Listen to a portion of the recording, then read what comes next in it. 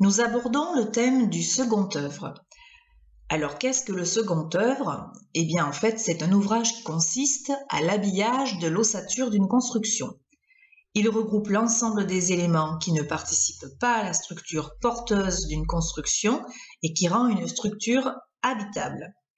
On entend par là aussi tous les travaux qui permettent que la construction neuve soit à l'abri de l'humidité et du froid.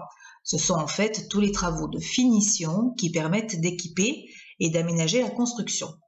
Alors, lors d'une entrée d'affaires, vous allez bien entendu noter tous les éléments relatifs au second œuvre, car ces derniers vous permettront de bien connaître le bien déjà et de pouvoir renseigner au mieux vos clients acquéreurs. Donc, le second œuvre comprend tout d'abord tous les éléments relatifs à l'isolation thermique, c'est-à-dire la température, et l'isolation phonique ou encore acoustique, c'est-à-dire le bruit. Ce sont des éléments que vous devez connaître lors d'une entrée d'affaires, toujours, car vos clients acquéreurs vous demanderont systématiquement si la maison est isolée et comment elle est isolée.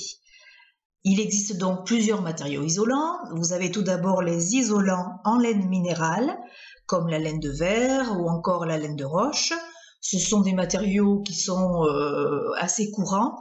Par contre, actuellement, la laine de verre est rarement installée, donc attention au tassement de l'isolant avec le temps. Ce sont des matériaux qui peuvent se tasser. Vous avez également les isolants en polystyrène sous-intégré au trilate. Vous avez des isolants sous vide, c'est un nouveau matériau qui se développe de plus en plus.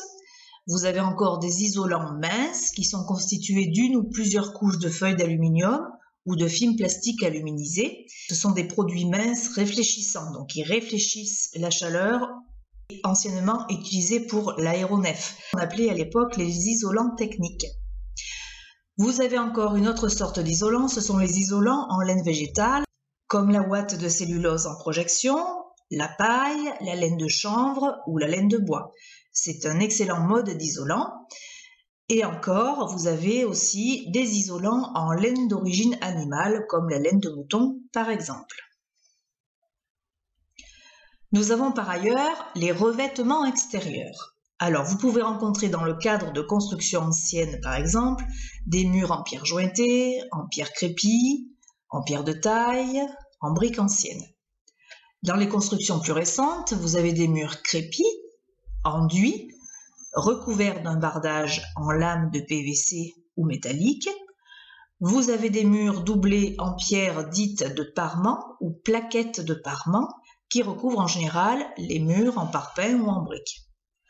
On rencontre également de plus en plus de revêtements dits écologiques comme le bardage en bois, l'enduit à la chaux, les briques en terre cuite ou en mur en pisé, le pisé étant un mélange d'argile, de terre humide et de sable. Sans oublier bien sûr la façade végétalisée qui est de plus en plus tendance, notamment dans les constructions contemporaines. Nous avons les escaliers. Alors il faut savoir reconnaître un escalier.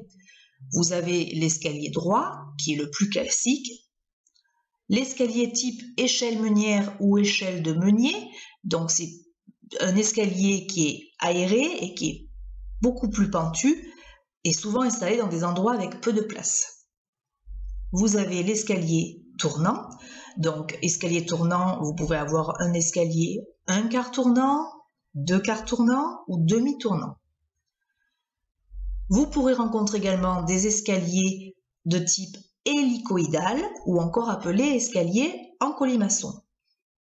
Et enfin, vous avez un autre type d'escalier, c'est un escalier à limon central. Alors, il fait partie des modèles des plus légers et les plus esthétiques.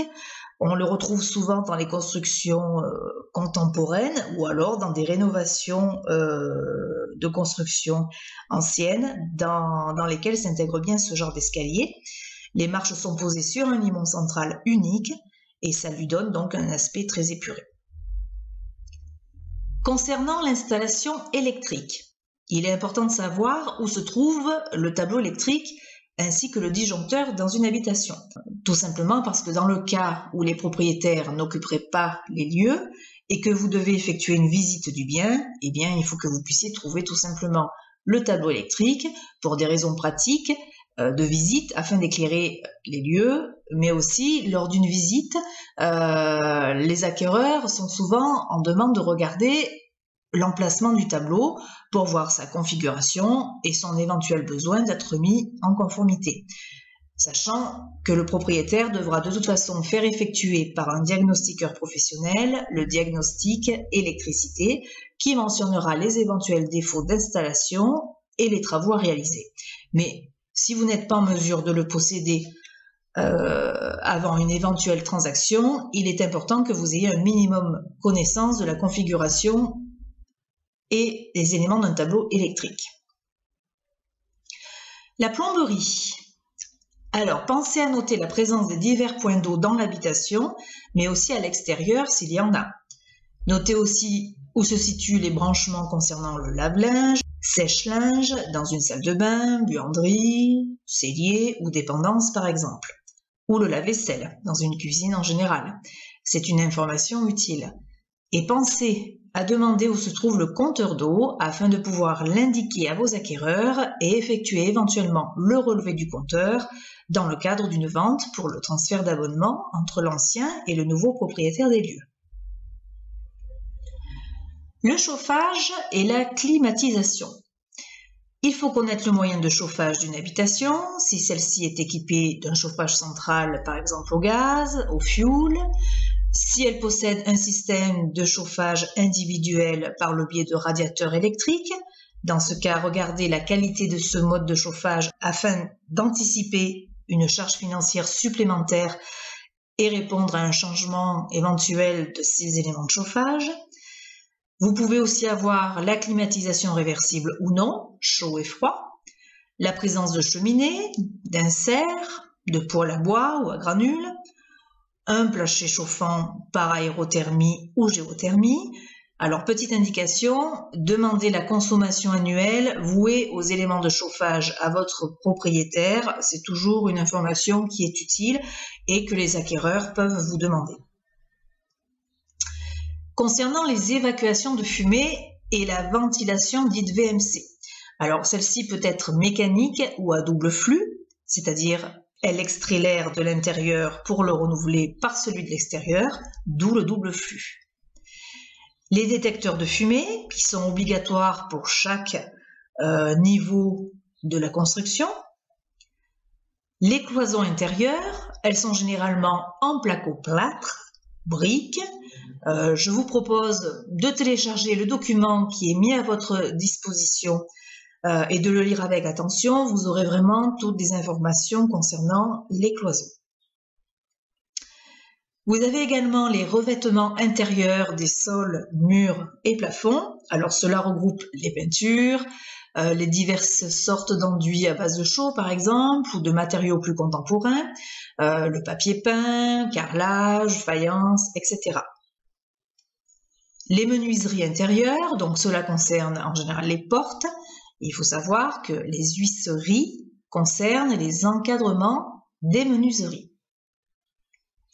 Et enfin, le second œuvre inclut aussi tout ce qui est domotique. Alors la domotique, c'est l'ensemble des techniques de gestion automatisées relatives au confort, à la sécurité et à la communication dans une construction, une habitation.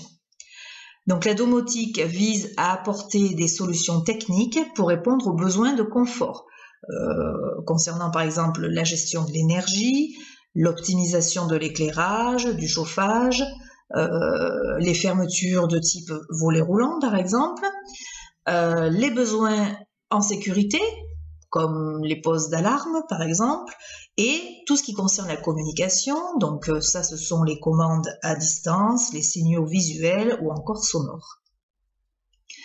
Voilà, on vous a donc présenté une synthèse de l'ensemble des éléments relatifs au second œuvre. Bien entendu, nous avons mis à votre disposition divers documents qui sont téléchargeables et que vous pourrez lire afin d'avoir un petit peu plus de précision sur tous ces éléments. Nous vous souhaitons une bonne lecture et nous vous disons à très bientôt pour un autre thème.